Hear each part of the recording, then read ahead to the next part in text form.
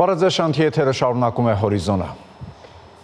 Ադրբեջանը հերթականապատեղեկատվությունն է տարածել պաշտպանության նախարարությունից հայտնում են, որ Ադրբեջանի պաշտպանության նախարարության հաղորդագրությունը թե իբր մարտի 30-ին ժամը 22:30-ից մինչև մարտի 31-ը ժամը 4:35-ը Հայաստանի զինված ուժերի ստորաբաժանումները կրակ են բացել սահմանագոտու արևելյան եւ հարավ-արևելյան հատվածներում տեղակայված ադրբեջանական դիրքերի ուղղությամբ չի համապատասխանում իրականությանը։ Միաժամանակ հայտնում ենք, որ մարտի 31-ին ժամը 00:50-ի սահմաններում Ադրբեջանի զինված ուժերի ստորաբաժանումները կրակ են բացել Սյունիքի մարզի Խնածաղ բնակավայրի ուղղությամբ, ինչի հետևանքով վնասվել է բնակելի տուն։ Տուժածներ չկան։ Հիշեցնենք, որ Հայաստանի վարչապետի աշխատակազմն առաջարկել է հրադադարի ռեժիմի խախտման դեպքերի եւ կամ այդ մասին տեղեկությունների հետաքննության Հայաստան-Ադրբեջան համատեղ մեխանիզմ ստեղծել, ինչին մինչ օրս Ադրբեջանը չի արձագանքել։ Հայաստանի պաշտպանության նախարարությունը վերահաստատում է վարչապետի աշխատակազմի դիրքորոշմանը համապատասխան պատրաստ է հետաքննել Ադրբեջանի պաշտպանության նախարարության հաղորդագրությունը հիմնավորող փաստերը, դրանք Հայաստանին փոխանցելու պարագայում։ Միևնույն ժամանակ ադրբեջանական կողմին կոչ են կանում հետաքննել Խնածաղ բնակավայրի բնակելի տան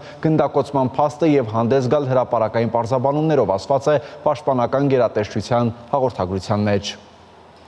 Պաշտոնական այցով Հայաստանում է Գերմանիայի նախագահ Ֆրանկ-Վալտեր Շտայնմայերը։ Նա տարածաշրջանում կլինի մինչև ապրիլի 2-ը, կայցելի նաև Ադրբեջան։ Սա Գերմանիայի նախագահի առաջին այցն է Երևան եւ Բաքու։ Շտայնմայերն այսօր այցելել է Ծիծեռնակաբերդի հուշահամալիր հարգանքի տուրք մատուցել հայոց ցեղասպանության զոհերի հիշատակին։ Հայաստանի եւ Գերմանիայի նախագահները ընդլայնված կազմով հանդիպումից հետո հանդես են եկել մամուլի ասուլիսով։ Շտայնմայերը հանդիպելու է նաև վարչապետ Նիկոլ Փաշինյանի հետ։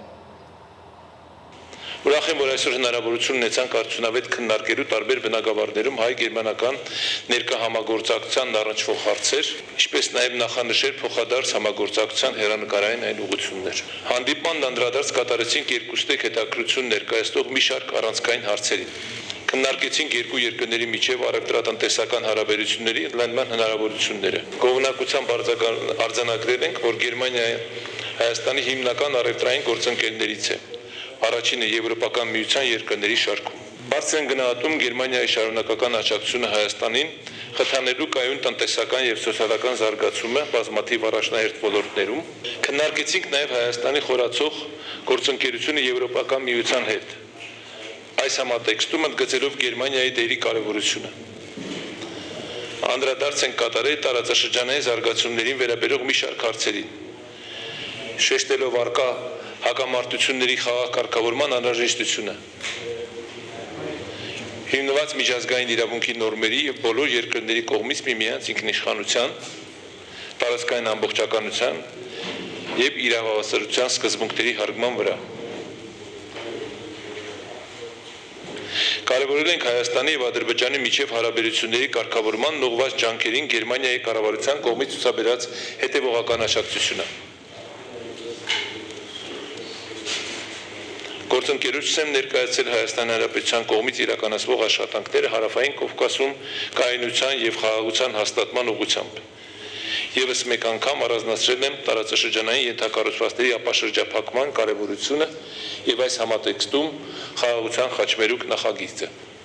Գերմանիայում շատ ուրախ ենք Հայաստանի հետաքրքրվածությամբ Եվրամիության, Եվրոպայի նկատմամբ եւ գիտենք, որ շատ մեծ համարձակություն է պահանջակցում երկար հազարամյա, ուրեմն երկար տարիներ այս կախվածությունները հաղթահարելու, վերակողմնորոշվելու, անվտանգության, տնտեսական կապվածությունների ոլորտում այս կապվածությունները հաղթահարելու եւ բայց նաեւ անցած տարիների մարտահրավերները հաղթահարելու համար շատ դժվար է։ Եվ մենք հուսով ենք, որ Հայաստանը կհաջողի այս ճանապարհով եւ ուրախ ենք, որ Եվրամիության մեջ շատ հնարավորություններ կան նման աջակցության համար գերմանական կողմից, որպեսզի Հայաստանը մերձենա։ Իհարկե խաղաղության գործընթացը մեր հանդիպման ընթացքում նաև կարևոր դեր է կատարել Հայաստանի եւ իր հարևան Ադրբեջանի միջև վարվող խաղաղության բանակցությունները, որոնք մարդկանց համար այստեղ շատ կարևոր նշանակություն ունեն եւ Գերմանիայում եւ Եվրոպայում շատ մեծ հետաքրքրություն ունենք, որպեսզի կայունություն տիրի այս տարածաշրջանում Հարավային Կովկասում։ Միգուցե կարող ենք պարոն նախագահ ասել, որ վերջին շաբաթների եւ ամիսների ընթացքում այստեղ առաջընթաց է գրանցվել, որը տպավորիչ է։ Ես երկու կողմերին շնորհավորում եմ համաձայնության համար։ Ամսի մարտին արդեն համաձայնեցված կա փաստաթուղթ, որոնք քաղաքական ղեկավարների ուրեմն աշխատանքի արդյունքն է, որը կարող է ճանապարհ բացել այս տարածաշրջանում երկարաժամկետ խաղաղության համար, բայց դեռևս չենք հասել վերջնակետին եւ դրա համար էլ ասում եմ, որ ցանկալի է, որ երկու կողմերը օգտագործեն այս պատեհ ժամը, որպեսզի երկարաժամկետ եւ կայուն խաղաղություն հաստատվի Հարավային Կովկասում։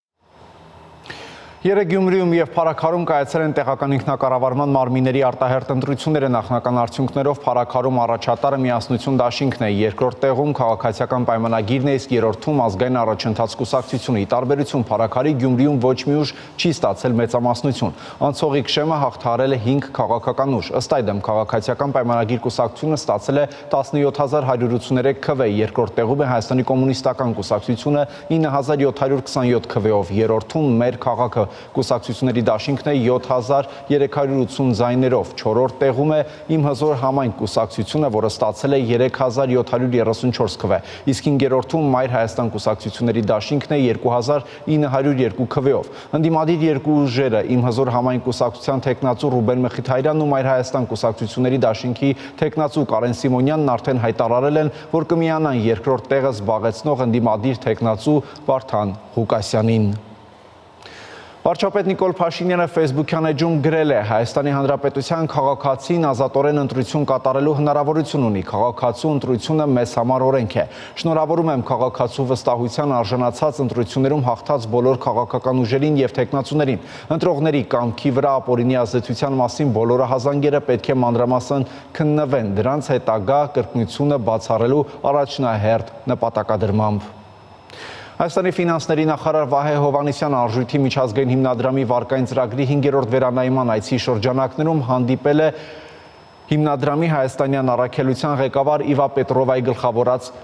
պատվիրակության հետ։ Հանդիպման ընթացքում նախարար Հովհաննիսյանն անդրադարձ է կատարել երկրի տնտեսական զարգացման կանխատեսումներին եւ հարկաբյուջետային քաղաքականության ոլորտում իրականացված միջոցառումներին։ Քննարկվել են պահուստային ծրագրի շրջանակներում ստանձնած պարտավորությունների կատարման ընթացքը, ինչպես նաեւ ֆինանսական հատվածի բարեփոխումներին եւ ռիսկերին առնչվող մի շարք այլ հարցեր։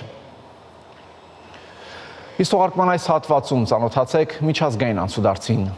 Ամերիկայի Միացյալ Նահանգների նախագահ Դոնալդ Թրամփը չի բացառել Սպիտակ տանը 3-րդ ժամկետով առաջադրվելու հնարավորությունը, ինչն արգելված է սահմանադրությամբ։ Այս մասին Թրամփն ասել է NBC News-ին տված բացառիկ հարցազրույցում, նշելով, որ դրա համար կան մեթոդներ եւ պարզաբանել, որ ինքը կատակ չի անում։ Շատ մարդիկ ցանկանում են, որ ես դա անեմ, ասել է Թրամփը NBC News-ին, միաժամանակ հավելելով, որ դեռ վաղ է այդ մասին խոսելը։ Անդրադառնալով ռուս-ուկրաինական հակամարտությանը, Միացյալ Նահանգների նախագահը հայտարարել է, թե պատրաստ է հավելյալ պատժամիջոցներ սահմանել ռուսական նավթի վրա, եթե զգա, որ Մոսկվան արգելափակում է ուկրաինական պատերազմին վերջ դնելու իր ջանքերը։ Եթե ես ու Ռուսաստանն ի վիճակի չլինենք գործարք կնքել Ուկրաինայում այրունահեղությունը դադարեցնելու շուրջ, եւ եթե ես համոզված լինեմ, որ դա Ռուսաստանի մեղքով է, ես երկրորդական մաքսատուրքեր կսահմանեմ Ռուսաստանից արտահանվող ողջ նավթի վրա, ասել է Թրամփը, մանրամասնելով. դա կլինի հետեւյալ կերպ. եթե որևէ մեկը գնի ռուսական նավթ, չի կարող բիզնեսով զբաղվել Միացյալ Նահանգներում։ Ողջ նավթի վրա մաքսատուրքերը կլինեն 25-ից 50%։ Սպիտակ տան ղեկավարը նաեւ տեղեկացրել է, որ պատրաստվում է եկող շաբաթվա ընթացքում խոսել Պուտինի հետ։ Անդրադառնալով Իրանի հետ հարաբերություններին, նախագահ Թրամփը հայտարարել է, որ եթե Վաշինգտոնը եւ Թեհրանը համաձայնության չգան իրանական միջուկային ծրագրի շուրջ, ԱՄՆ հարվածելու է Իրանին։ Եթե նրանք համաձայնության չգա, ապա ռմբակոծություն կլինի։ Սա կլինի այնպիսի ռմբակոծություն, ինչպիսին նրանք նախկինում չեն տեսել, ասել է Թրամփը NBC News-ին։ Նա նաև սպառնացել է իրանական ապրանքների նկատմամբ նոր երկրորդական պատժամիջոցներով։ Միևնույն ժամանակ նախագահը նշել է, որ Վաշինգտոնի եւ Թեհրանի միջև կոնտակտներ կան։ Axios-ը հղում անելով ամերիկացի պաշտոնյային եւ երկու այլ աղբյուրների հայտնում է, որ Թրամփն Իրանի գերագույն առաջնորդ Այաթոլլա Ալի Խամենեին ուղարկված նամակում 2 ամիս ժամանակ է տվել Թեհրանին նոր գործարք կենքելու համար։ ԱՄՆ նախագահ Դոնալդ Թրամփի Իրանը ռմբակոծելու մասին սպառնալիքից հետո, ինչպես հայտնում է Tehran Times-ը, Իրանի զինված ուժերը նախապատրաստել են հրթիռներ, որոնք կարող են հարվածել տարածաշրջանի ամնի հետ կապված ռազմաբազաներին ու կառույցներին։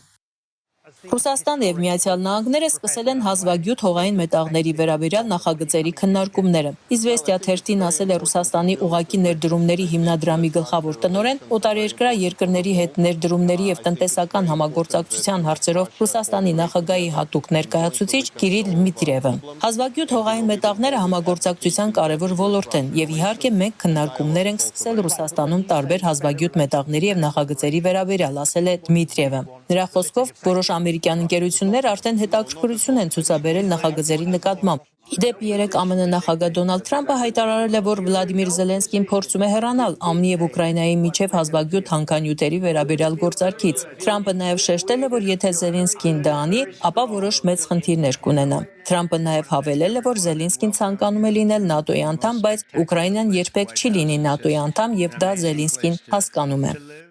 Ուկրաինայի նախագահ Վլադիմիր Զելենսկին մտադիր է առաջադրել իր թեկնածությունը երկրորդ ժամկետում։ Երկիրը կարող է ընտրություններ անցկացնել արդեն հուլիսին ռազմական դրության վերացումից անմիջապես հետո, ինչին ԱՄՆ հույս ունի հասնել մինչև ապրիլի 20-ը։ Այս մասին գրել է The Economist-ը։ Ըստ պարբերականի Զելենսկու վրա հավանաբար ազդել է Սպիտակ տանը նրա եւ ԱՄՆ նախագահ Դոնալդ Թրամփի միջև տեղի ունեցած վեճը։ Պարբերականի աղբյուրները հայտնել են, որ անցյալ շաբաթ Վլադիմիր Զելենսկին խորհրդակցություն է հրավիրել, որտեղ նա իր թիմին հանձնարարել է քվեարկություն կազմակերպել կրակի ամբողջական դադարեցումից հետո։ The Economist-ը նշել է, որ առաջիկա ընտրությունների առաջին նշանը կարող է լինել Ուկրաինայի Գերագույն Ռադայում երկրում ռազմական դրությունը երկարաձգելու վերաբերյալ քվեարկությունը։ Այն պետք է տեղի ունենա մայիսի 5-ից ոչ ուշ։ Մյանմարում պետական լրատվամիջոցները հայտնել են, որ երեկվա դրությամբ ավերիչ երկրաշարժի զոհերի թիվը հասել է 1700 մարդու։ The Wall Street Journal-ի տվյալներով Մյանմարում զոհերի թիվը ավելի քան 2028 է։ Փրկարարներն այսօր Մյանմարում փլուզված շենքից 4 մարդու են դուրս բերել։ Փրկվածների թվում կա հղիկին եւ մի աղջիկ։ Թայլանդի մայրաքաղաք Բանգկոկում փլուզված երկնաքերի հատվածում շտապ օգնության բրիգադները օգտագործելով ամբարձիչներ եւ շներ շարունակում են անհայտ կորած 76 մարդկանց որոնումները։ Կիրակի օրվա տվյալներով Թայլանդի զոհերի պաշտոնական թիվը հասել է 18-ի։ Չինաստանը, Հնդկաստանը եւ Թայլանդը Մյանմարին ուղարկել օգնություն եւ փրկարարներ։ Միավորված ազգերի կազմակերպությունը եւս հրատապ օգնություն է տրամադրել Մյանմարի երկրաշարժի տուժածներին։ Մյանմա օգնության են մեկնել նաեւ Մալայզիայից, Սինգապուրից եւ Ռուսաստանից։ Ալա Ղալաչյան, Հորիզոն։ Այսքանը կհանդիպենք ժամը 18-ին առայժմ։